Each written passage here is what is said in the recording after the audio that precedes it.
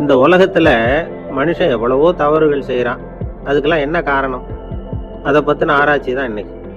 இதுக்கு ஆராய்ச்சி என்னத்துக்கு? அது தெரிஞ்ச விஷயம் தானே அப்படின்னு நீங்க நினைக்கலாம். ஆனா அப்படி அலட்சியமா இந்த விஷயத்தை விட்டுறக்கூடாது. பொதுவா எல்லோரும் நினைக்கலாம், எது சரி எது தவறு அப்படின்னு தெரியாததுனால தான் மனுஷன் தப்பு பண்றான் அப்படின்னு. ஆனா அப்படி சொல்லிட முடியாது. மனுஷன் தெரிஞ்சே தான் தவறுகள் பண்றான். இப்போ உதாரணத்துக்கு ஒரு சாலையில இடது பக்கம் போக வேண்டிய ஒருத்தர் நடுக்கோட்டை தாண்டி வலது பக்கமா வண்டியை ஓட்டிட்டு போறாருன்னு வச்சுங்க. என்னப்பா இது தப்பு இல்லையா அப்படின்னு அவர்கிட்ட கேட்டா, அதெல்லாம் எனக்கு தெரியும், நீ உன் வேலையை பார்த்துட்டு போ அப்படிம்பார். வலது பக்கமா போறது தப்புன்னு தெரிஞ்சே தான் அவர் அப்படி செய்யறார், அப்படி போறார். பெரிய உத்தியோகத்துல இருக்கிறவங்க கூட லஞ்சம் வாங்குறாங்க. அவங்களுக்கெல்லாம் லஞ்சம் வாங்குறது தப்புன்னு தெரியலன்னு அர்த்தம்? திருடுறது தப்புன்னு தெரியாமலாம் மனுஷன் திருடுறான்? நல்லாவே தெரியும். நீங்க வேணும்னா கேட்டு பாருங்க, வேற வழி இல்லை அதனால தான் திருடுறேன்பா. திருடுறது ஒரு புண்ணியமான காரியம்னு திருடனே கூட சொல்ல மாட்டான். திருடுறது தவறுங்கிறது திருடனுக்கு தெரியும் அப்படிங்கிறத விளக்கறதுக்காக ஒரு பெரியவர் ஒரு கதை சொன்னார். அதாவது 2 திருடர்கள் 2 பேரும் சேர்ந்து ஒரு வீட்டுக்கு போய் ஒரு 10,000 ரூபாயை திருடிட்டு வந்துடுறாங்க. ஒரு காட்டு வழியா வந்துட்டு இருக்கிறாங்க. இன்னும் விடியல. 2 பேருக்கும் தூக்கம் கண்ணை சுத்துது.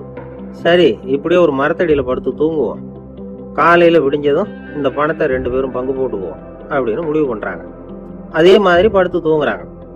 நடு ராத்திரியில ஒரு திருடன் முழிச்சுக்கிறான். விடிகிற வரைக்கும் காத்துக்கிட்டு இருந்தா 5,000 ரூபா தான் கிடைக்கும், இப்பவே கம்பி நீட்டினா 10,000 ரூபா கிடைக்கும் அப்படின்னு யோசிச்சு பார்த்துட்டு ஒரு முடிவுக்கு வந்தான். மெதுவா அந்த 10,000த்தையும் சுருட்டிக்கிட்டு அடுத்தவனுக்கு தெரியாம ஓடி போயிட்டான். விடியுது. அடுத்தவன் எழுந்திரிச்சு பாக்குறான். பணத்தையும் காணல, பாகஸ்தனையும் காணல. இந்த திருடன் அந்த திருடனை திட்டுறான், திருட்டு பய, அயோக்கிய பய, இப்படி அநியாயமா கிளம்பிட்டு போட்டானே அப்படிங்கிறான். இதுல இருந்து என்ன தெரியுது? தெரியாம எடுத்துக்கிட்டு போறது திருட்டு, அயோக்கியத்தனம், அநியாயம் அப்படிங்கிறது இவனுக்கு தெரிஞ்சிருக்குது. அதனாலதான் அடுத்தவனை பார்த்து இப்படி திட்டுறான். அதனால தெரியாததுனால மனுஷன் தவறு பண்றான்னு சொல்றது சரியில்லை. அப்படின்னா மனுஷன் பண்ற தவறுகளுக்கு உண்மையான காரணம் தான் என்ன? இதே சந்தேகம் அர்ஜுனனுக்கும் வந்துதான். அதனாலதான் அவன் பகவானை பார்த்து கேட்கறான், மனுஷன் தன் விருப்பத்துக்கு விரோதமா ஏதோ ஒரு சக்தியினால பலாத்காரமா இழுக்கப்பட்டது மாதிரி பாவம் பண்றானே, அந்த சக்தி என்ன அப்படின்னு கேட்கறான். இதுக்கு பகவான் பதில் சொல்றார், காமமும் குரோதமும் தான் அந்த சக்திகள். அதாவது ஆசையும் சினமும், இது 2ம் உன்னுடைய எதிரிகள் அப்படிங்கிறத புரிஞ்சுக்கோ அப்படிங்கிறார். இன்னமும் நுணுக்கமா பார்த்தா காமத்தினுடைய மறு உருவங்கள் தான் குரோதமும் லோபமும். ஆசை நிறைவேறலைன்னா குரோதம், அதாவது கோபம். ஆசை நிறைவேறிட்டதுன்னா லோபம், அதாவது பேராசை. பாவத்தை கண்ட்ரோல் பண்ணணும்னா அதுக்கு மெயின் சுவிட்ச் எது அப்படிங்கிறது இப்பதான் தெரியுது. அதுக்கு மனுஷன் தெரிஞ்சே தான் தவறு பண்றான் அப்படின்னு பேசிக்கிட்டோமே. அதுக்கு ஒரு உதாரணம். ஒருத்தர் வந்தார், காலில் கட்டோட வந்தார். என்னங்க காலில் கட்டுன்னு? சார், நேற்று ராத்திரி தூக்கத்துல எங்க வீட்டு கூரையில ஏணியை சாத்தி வச்சு இறங்கினப்போ வழுக்கி விழுந்து காலை உடைச்சுக்கிட்டேன்னார். உங்க வீட்டுல தான் ஏணியே கிடையாது சார் அப்படின்னு. உண்மைதான் சார், நான் கீழே விழுந்து முழிச்சுக்கிட்டதுக்கு அப்புறம் தானே ஏணி இல்லைங்கிறது எனக்கு ஞாபகம் வந்தது அப்படின்னார்.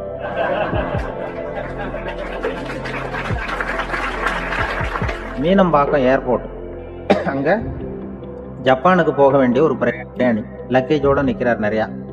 இதை வாங்கி பிளேன்ல ஏற்றக்கூடிய ஒரு தொழிலாளி அவர்கிட்ட ஒரு சண்டை போடுறாரு, அடிக்க போறாரு, திட்டுறாரு, கண்ணாமண்ணு திட்டுறாரு. அவரு இதை ஒருத்தர் பார்த்துக்கிட்டே இருக்காரு. அந்த சினம் தவிர்த்தல் பயிற்சி கொடுக்குற பேராசிரியர் ஒருத்தர் பார்த்துக்கிட்டே இருக்காரு. இது எப்படி இந்த ஆள் அவ்வளவு கோபமா அடிக்க போறான், திட்டுறான் அந்த பெரிய மனுஷன், இவரு பதிலுக்கு அவர் திட்டவே இல்லையே. அந்த அந்த தொழிலாளி சிரிச்சுக்கிட்டே சரி சார் சரி சார் அப்படின்னுட்டே இருக்கான். இவர் லக்கேஜை வாங்கி பிளேன்ல ஏற்றுற தொழிலாளி இப்ப கண்ணாமண்ணு அடிக்க போறான், திட்டுறான், முகம் செவந்து போச்சு. இவருக்கு என்ன ஆச்சரியம்னா, இந்த ஆள் இவ்வளவு கோவப்படுறான், அதை வாங்கி அந்த தொழிலாளி கொஞ்சம் கூட முகத்துல கோபமே படலையே, சிரிச்ச முகத்தோட இருக்கானே, இவன் நமக்கு பயிற்சி வகுப்பு எடுக்கலாம் போல இருக்க அப்படின்னு இவர் நினைச்சுட்டார். ரொம்ப நேரம் அவர் கத்திக்கிட்டு இருந்தார். சரி சார் சரி சார்ன்ட்டு அதை வாங்கிட்டு அவர் போயிட்டார். போனதுக்கு அப்புறம் அவர் இந்த ஆளு அப்புறம் பிளேன் வந்தது, ஏறி அவர் போயிட்டார், ஜப்பானுக்கு போயிட்டார். அதுக்கப்புறம் இந்த சினம் தவிர்த்தல் பேராசிரியர் ஓடி போய் அந்த தொழிலாளியை பிடிச்சி கொண்டு வந்தார். இந்த பாருப்பா, நான் காலையில இருந்து பாத்துக்கிட்டு இருக்கேன், அந்த ஆள் உன்னை அடிக்க வந்தான், திட்ட வந்தான், இவ்வளவு கோவப்படுறான், உனக்கு பதிலுக்கு நீ கோவமே படலையே, உனக்கு கோவமே வராதா, அது எப்படி நீ சினம் தவிர்க்கிறது, எப்படி உனக்கு கோவமே வரலையா அப்படின்னு கேட்டிருக்காரு. அப்ப அந்த தொழிலாளி சொன்னாரா, அப்படி இல்லை சார், மனுஷன்னு பிறந்தா கோவம் படாம இருக்க முடியாது, எல்லாருக்கும் கோவம் வரும், அது அவங்கவுங்க வழியில டீல் பண்ணுவாங்க, நான் அதை என் வழியில டீல் பண்ணேன், அவ்வளவுதான்.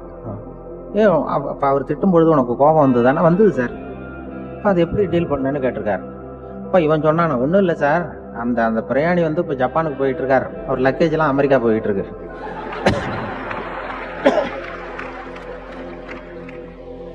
இதுக்கு நாம எதுக்கு சார் அனாவசியமா அவன்கிட்ட போய் சண்டை போட்டுக்கிட்டேன்? மாற்றி ஏற்றி விட்டா அவன் போய் பார்த்துக்கிறான் எங்கேயாவது. அதுதான் நான் சினம் தவிர்க்கிற வழி அப்படின்னு சொன்னாராம். உடனே இதை தான் எனக்கு தெரிஞ்சது கோபம் வராமல் இருக்கிறதுன்னு நாங்கள் பேசினேன் அந்த கூட்டத்தில். அதுக்கப்புறம் இன்ன வரைக்கும் அவங்க கூப்பிடுறதே இல்லை என்ன. ஒரு இறைநேச செல்வர் ஒருத்தர் இருந்தார். ஒரு அம்மா வந்து எனக்கு அப்பா தண்ணி கொடுப்பா அப்படின்றது படுக்கையில் இருந்த அம்மா. இவர் ஏதோ படிச்சுக்கிட்டு இருந்தவர், ஒரு சின்ன இளைஞர். உடனே ஓடி போய் ஒரு குவளையில் தண்ணி எடுத்துகிட்டு போய் அம்மாவுக்கு முன்னாடி நிற்கிறார். முன்னா அந்த அம்மா அதுக்குள்ளே தூங்கி போச்சு. இவர் அந்த தண்ணியை வச்சுக்கிட்டு அவர் பாட்டு நிற்கிறார். விடிஞ்சு போச்சு. விடிகிற சமயத்தில் அந்த அம்மா முடிச்சு பார்க்குது, பையன் தண்ணியோட கையில் வச்சுட்டு நிற்கிறார்.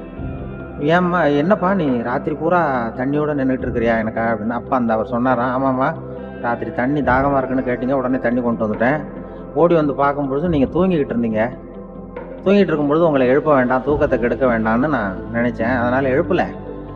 தூக்கம் முழிக்கிற சமயத்தில் உடனே தாகமாக இருக்கும், தண்ணி குடிக்கணும்னு ஆசைப்படுவீங்க, அதனால் தண்ணியை பக்கத்துலேயே வச்சுட்டு நிற்கிறேன் அப்படின்னு அந்த இளைஞர் சொன்னாராம். அப்படியே கட்டி பிடிச்சிட்டு நீ பிற்காலத்தில் பெரிய அறிஞராக வருவேன்னு சொல்லி அந்த அம்மா வரணும்னு சொல்லி இறைவனை வேண்டாங்களாம். அவர் தான் இஸ்லாமிய மார்க்கத்தில், தீன் மார்க்கத்தில் பெரிய ஆளானது. அதாவது ஷர்புதீன் யாஹ்யான்னு ஒருத்தர், ஒரு பெரிய இஸ்லாமிய பேரறிஞராக வந்தார். இப்படி அம்மா பேரில் பாசமாக உள்ளவங்களாம் இருந்தாங்க நிறைய. அப்படி அந்த குடும்பத்தில் வந்து அந்த பாசம் நேசம் எவ்வளவு இருக்கோ அவ்வளவுக்கு அவர்கள் உயர்வார்கள்ங்கிறது தான் நம்முடைய பெரிய இதெல்லாம் பெரியவங்கள்லாம் சொல்லியிருக்கிறது அதுதான். அதனால தான் அந்த கணவனுடைய பங்கு என்ன, மனைவியினுடைய பங்கு என்ன, பிள்ளைகளுடைய பங்கு என்னங்கிறத பற்றி ரொம்ப விவரமாக சொல்கிறதுக்காக தான் அதை பற்றி நாம் சிந்திக்க வேண்டிய நேரம் இதுங்கிறதுனால தான். கணவனுக்கு வந்து இது வந்துடக்கூடாது, அதாவது கோபம் வரக்கூடாது, நிதானம் வேணும் அப்படின்லாம் சொல்லுவாங்க. நிதானம், கணவன் வந்து கோபப்படக்கூடாதுமா. அதுக்கு நாங்கள் மனுஷனுக்கு சினம் தவிர்த்தல்னு பயிற்சியெல்லாம் கொடுக்குறாங்க. இப்போ ஒரு குழந்தை பிறந்து தான் ஒரு வீட்டில், அந்த குழந்தைக்கு என்ன பேர் வைக்கிறதுங்கிறது ஒரு தகராறு. இந்த குழந்தைக்கு என்ன பேர் வைக்கிறதுங்கிறதுல தகராறு வந்துடுது. யாரு? கணவனுக்கும் மனைவிக்கும். அவன் என்ன சொல்றான், எங்க அப்பா பேரை தான் வைக்கணுங்கிறான் அவன். இந்த அம்மா என்ன சொல்லுது, இல்லை எங்க அப்பா பேரை தான் வைக்கணும் அப்படிங்குது. காலையிலேருந்து சண்டை, தகராறு. எதிர்த்த வீட்டுக்காரன் பார்த்தான், இது என்ன காலையிலேருந்து எதிர்த்த வீட்டில் தகராறு நடக்குது, என்னன்னு போய் கேட்டிருக்கான். என்னம்மா உங்களுக்கு உள்ள தகராறு, காலையிலேருந்து பார்த்தேன் அப்படின்னா. ஒன்றும் இல்லைம்மா, குழந்தைக்கு பேர் வைக்கிறதுல எங்களுக்கு உள்ள ஒத்து போக முடியல. நான் வந்து எங்கள் அப்பா பேரை வைக்கணுங்கிறேன், அந்த அம்மா அவங்க அப்பா பேரை வைக்கணுங்குது. அதுதான் எங்களால் குடும்பத்தில் ஒரு நிம்மதி இல்லாமல் இருக்கிறோம், தகராறு பண்ணிட்டு இருக்கோம் அப்படின்னு நானா. இப்போ எதிர்த்த வீட்டுக்காரன் சொல்லியிருக்கான், எதிர்த்த வீட்டுக்காரன்னு நான் எதுக்கு இருக்கிறேன், நான் பஞ்சாயத்து பண்ணி வைக்கிறேன், உங்களுக்குள்ள என்ன இது பேர் தானே வைக்கணும், ஏன்பா உங்கள் அப்பா பேர் என்ன அப்படின்னு அவனை கேட்டிருக்கான். எங்கள் அப்பா பேர் சீனிவாசன் அப்படின்ட்டுருக்கான். இந்த அம்மாவை உங்கள் அப்பா பேர் என்னம்மா, கிருஷ்ணன் அப்படின்னு சொல்லி. இவன் யோசிச்சு பார்த்தான், குழந்தைக்கு சீனிவாச கோபால கிருஷ்ணன் பேர் வைங்க போங்க அப்படின்ட்டு போயிட்டான். தீர்த்து வச்சுட்டு போயிட்டான். போனதுக்கு அப்புறம் இவங்க ரெண்டு பேரும் பேசிக்கிட்டாங்க.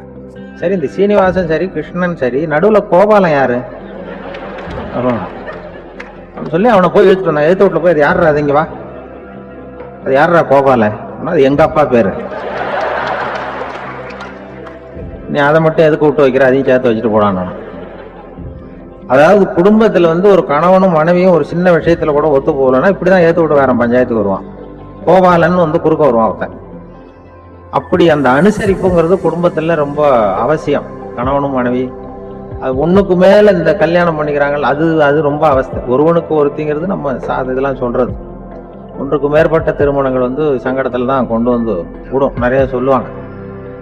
உலகத்திலேயே ஒரு பெரிய இது என்ன தெரியுங்களா, இயற்கை வந்து நிர்ணயம் பண்ணுது.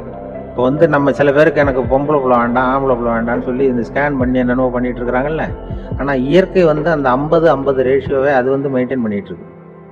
இந்த உலகத்துல ஒரு அதிசயமான உண்மை என்னன்னா, 116 ஆம்பளை புள்ள பிறந்தா 100 பொம்பளை புள்ள பிறகுதான். உலக அளவுல 116 ஆம்பளை புள்ள பிறந்தா 100 பொம்பளை புள்ள பிறகுது. இது எதுக்கு 16 அதிகமா பிறகுதுன்னா, அந்த வாலிப வயசு அடையறதுக்குள்ள 16 செத்து போகுது. 16 அங்கங்க ஓடுறது, கொஞ்சம் முரட்டுத்தனமா போறதுனால செத்து போகுது. அந்த 50-50 இந்த ஒருத்தருக்கு ஒருத்தங்கிற ரேஷியோவை இயற்கை வந்து மெயின்டைன் பண்ணிட்டு இருக்கு. அது ஒரு பெரிய அதிசயம்.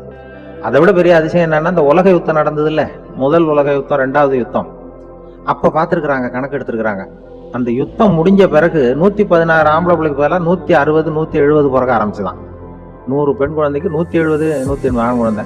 இது எதுக்குன்னா, அந்த போர்ல செத்து போகுதுல ஆம்பளை பிள்ளைகள், அதை ஈடுகட்டுறதுக்காக அதிகமாக பிறக்க ஆரம்பிச்சிருக்கு. அந்த அளவுக்கு வந்து இயற்கை வந்து ஒரு பெரிய ரேஷியோவை மெயின்டைன் பண்ணுது. அதாவது ஒருவனுக்கு ஒருத்திங்கிறத அது சொல்லிட்டு இருக்கு. புறாவெல்லாம் வளர்த்தீங்கன்னா, நான் கூட புறா வளர்த்துருக்கிறேன் ஊரில். புறா வளர்த்திங்கன்னா ஒரு தடவைக்கு 2 முட்டை தான் விடும் ஒரு வீட்டுக்கு. அந்த 2 முட்டையும் குஞ்சு பறிச்சுன்னா அதில் ஒன்று வந்து ஆணாக இருக்கும், ஒன்று பொண்ணாக இருக்கும். அது எந்த முட்டை ஆண் எந்த முட்டை பெண்ணுங்கிறத இயற்கை நிர்ணயம் பண்ணுது. அதை வந்து நம்ம மாற்றவே முடியாது. ரெண்டையும் அந்த பெண்ணாவோ ரெண்டையும் ஆணாவோ மாற்ற முடியாது நம்ம. அதனால அந்த இயற்கையை புரிஞ்சுக்கிட்டு நாம நடந்துக்கணும். அதனால தான் ஒரு கணவன் ஒரு மனைவி, அதான் ஒருத்தருக்கு ஒருத்தங்கிறது. ஒண்ணுக்கு மேல சங்கடம் தான்.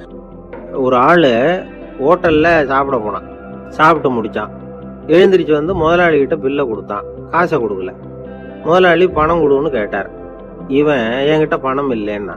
முதலாளி கொஞ்சம் கூட அலட்டிக்கல, உள்ளே இருந்து ஒரு ஆளை கூப்பிட்டார். இவனை கூப்பிட்டுட்டு போய் இட்லி மாவாட்ட சொல்லுன்னார். இவனும் கவலைப்படாமல் உள்ளே போயிட்டான். அப்போ அழைச்சிட்டு போகிற ஆள் கேட்குறான், ஏன் சார் சாப்பிட்றதுக்கு முன்னாடி காசு இல்லைங்கிறது உங்களுக்கு தெரியாதா அப்படின்னு கேட்குறான்.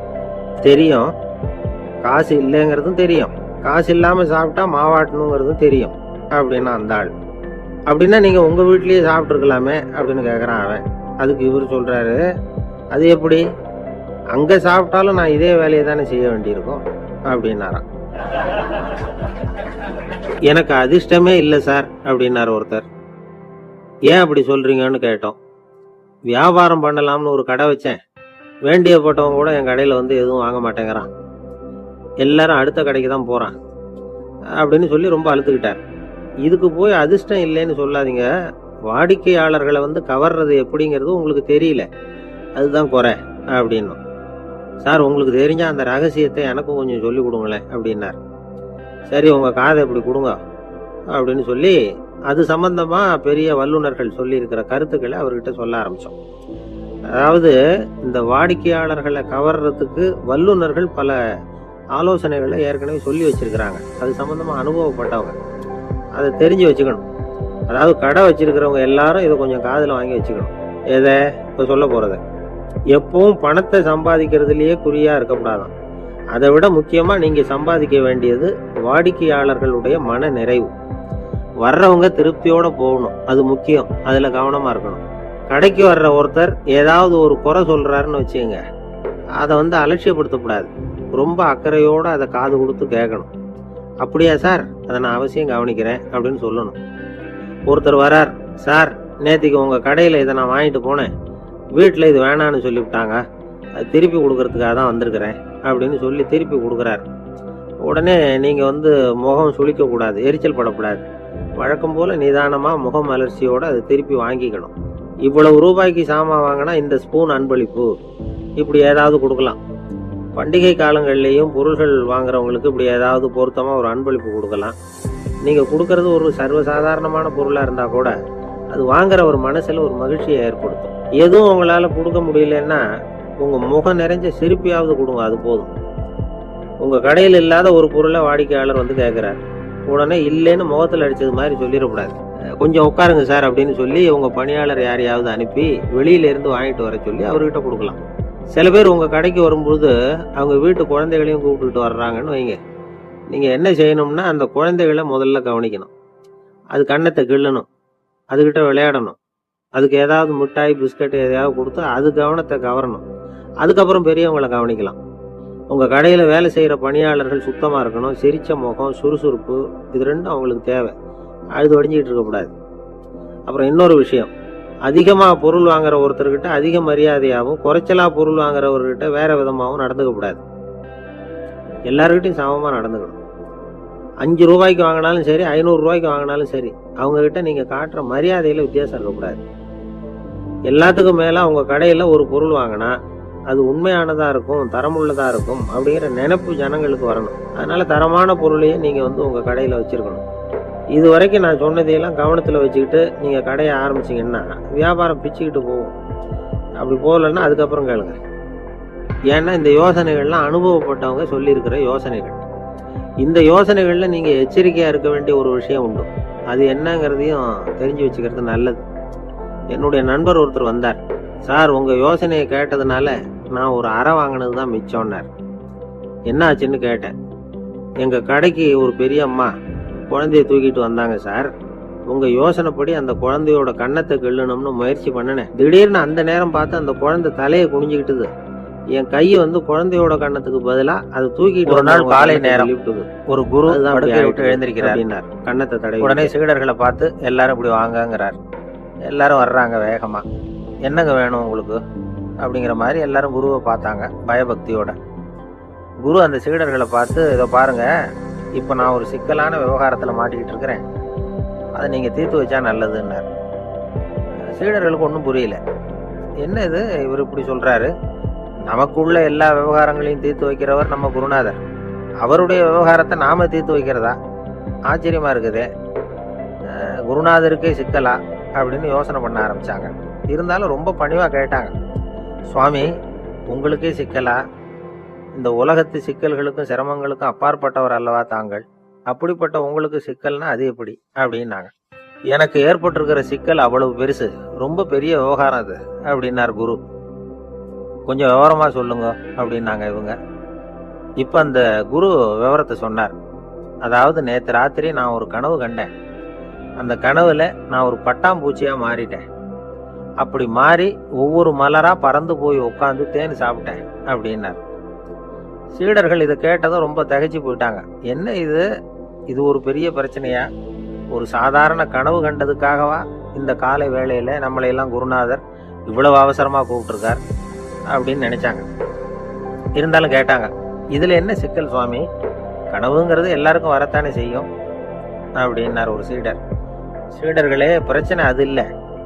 நான் இன்னைக்கு காலையில கண்ணு முழிச்சு பார்த்தப்போ நான் வந்து நானாக மறுபடியும் மாறிட்டேங்கிறத தெரிஞ்சுக்கிட்டேன். இதுல சிக்கல் என்னன்னா, இப்ப அந்த பட்டாம்பூச்சி தான் நானா ஆயிட்டதாக கனவு கண்டுகிட்டு இருக்கா அப்படிங்கிறது தான்.